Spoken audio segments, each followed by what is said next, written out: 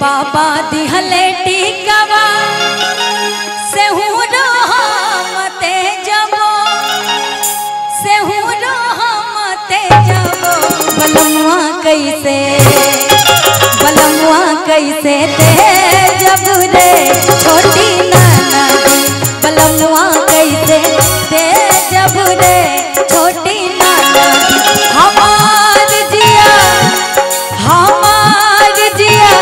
डोले रे छोटी नाना दी हमार जिया डोले रे छोटी नाना दी बलमुआ कैसे सजनवा कैसे ते जब रे छोटी नाना दी बलमुआ कैसे ते जब रे छोटी नाना दी।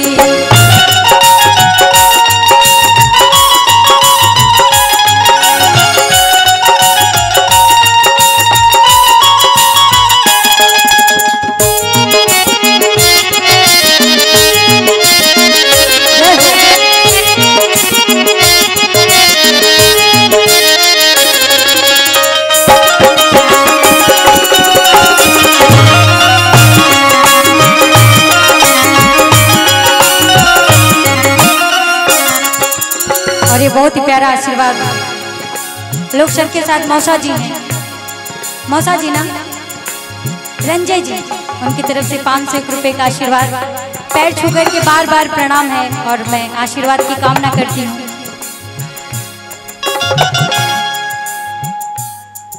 ये बहुत ही प्यारा आशीर्वाद शुभ नारायण सिंह 500 रुपए का आशीर्वाद पैर छू कर के प्रणाम है। चाहूंगी कि माँ विंध्यवासिनी हमेशा भंडारे भरती रहे और क्या टीका बाटी कुलिया झुमका पयलिया सगरो सिंगार बाधुरा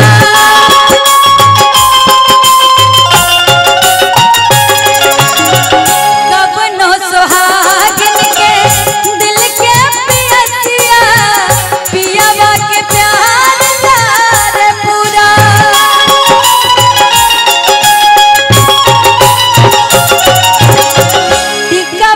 कुलिया झुमका पयलिया सगरो सिंगार बाधुरा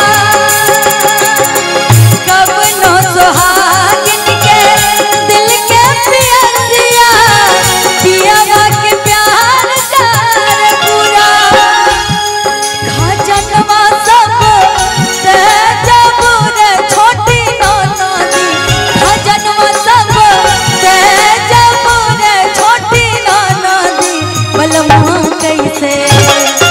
बलमुआ कैसे ते जब रे छोटी नाना दी बलमुआ कैसे ते जब रे छोटी नाना दी हमार जिया रुकेगा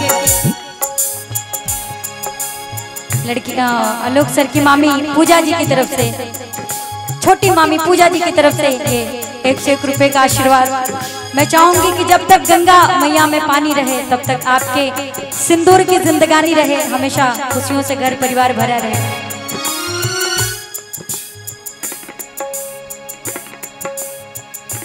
और बड़ा ही प्यारा आशीर्वाद आलोक सर के बिल्डर मामा जी की तरफ से भी ये 500 रुपए का आशीर्वाद है।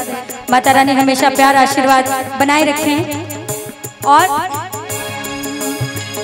बलमुआ कैसे ते जब रे छोटी नाना दी बलमुआ कैसे ते जब रे छोटी नाना दी।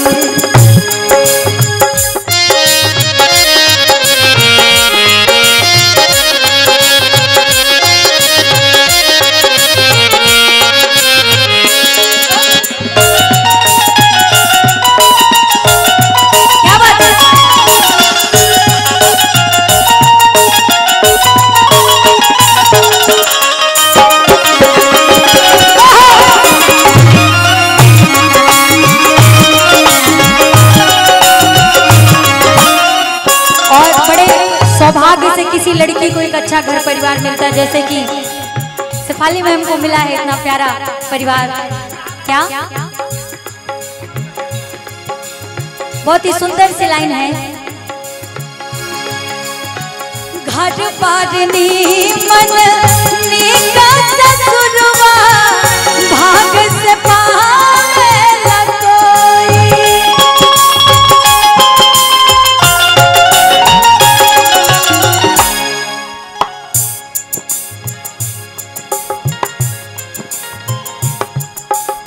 बिल्कुल, और ये बहुत ही प्यारा आशीर्वाद शेफाली मैम की तरफ से 2100 रुपए का आशीर्वाद। मैं चाहूंगी कि माता रानी हमेशा आपको खुश रखें और हमेशा प्यार बरकरार रहे, हमारी उम्र भी आपको लग जाए।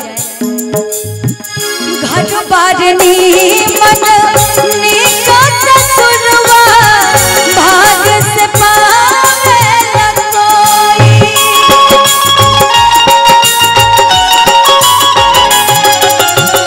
ई सब छूटल हमसे बढ़ के कौन अभागिन होई।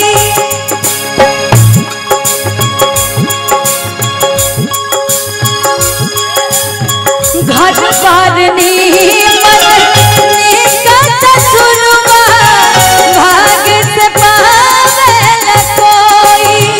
ई सब छूटल हमसे बढ़ के कौन अभागिन होई। खजनवा सब जब छोटी ननदी, खजनवा सब जब छोटी ननदी। सदनवा कैसे, सदनवा कैसे जब रे छोटी ननदी। बलनवा कैसे जब रे छोटी ननदी। हमार जिया, हमार जिया डोले रे छोटी ननदी। हमार जिया डोले रे छोटी ननदी।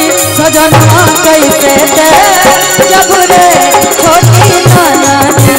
बलनवा कैसे जब रे छोटी ननदी। सजनवा कैसे जब रे छोटी ननदी।